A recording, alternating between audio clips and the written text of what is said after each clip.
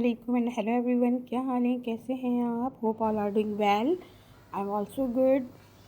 आज मैं लेकर आई हूँ आपके लिए बहुत मज़ेदार सी छोले चने और अंडे की रेसिपी।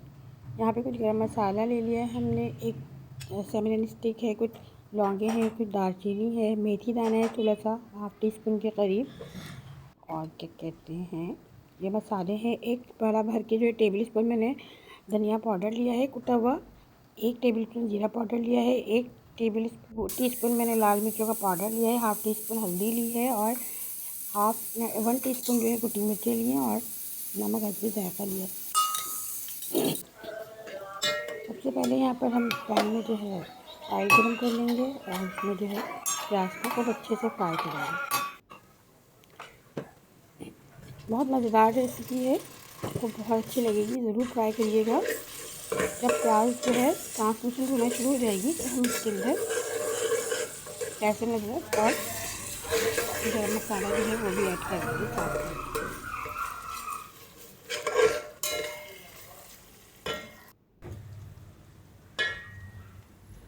ये मसाले हैं,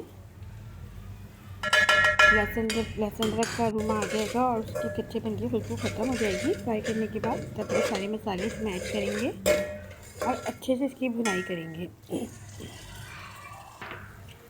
थोड़ा सा पानी ऐड कर लीजिएगा ताकि मसाला जले नहीं। जब मसाला अच्छे से भुन जाएगा और उसकी शक्ल निकल के आ जाएगी, ऑयल बिल्कुल अलग होगा, मसाला अलग होगा प्याज से, तो फिर हम इस स्टेज पर टमाटर ऐड कर देंगे। मैंने यहाँ पर तकरीबन 4 टमाटर लिए हैं। ये तकरीबन जो समझ लें आप मोर देन हाफ, तकरीबन 1.5 पाव के करीब जो है चने के लिए मैं बना रही हूँ मसाला। चनों को मैंने बहुत अच्छे से उबाल के बहुत अच्छा प्रॉपर 100% टेंडर कर लिया है, बिल्कुल भी इसमें कोई कसर नहीं है, बिल्कुल नरम सॉफ्ट होंगे।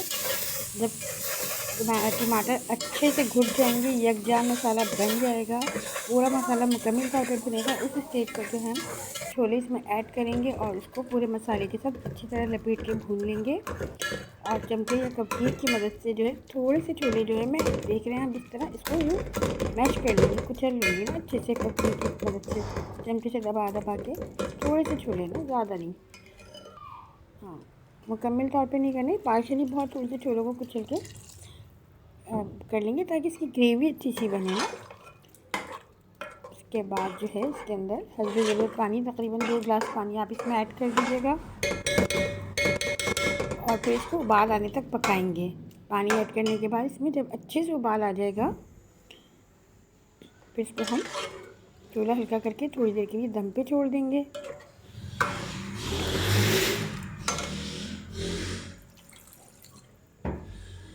इंसान की फितरत होती है, उससे किसी न किसी छोटी छोटी बात में गुस्सा आ ही जाता है। गलत बात पर गुस्सा आ जाना इंसान की शराफत की निशानी है, और इसी गुस्से में जब इंसान पी जाता है ना तो उसके अंदर के इंसान की निशानी है, एक अच्छे मोमिन की निशानी है, एक अच्छे इंसान की निशानी है। तो बस कोशिश करना चाहिए कि हम अपने गुस्से को कंट्रोल रखें।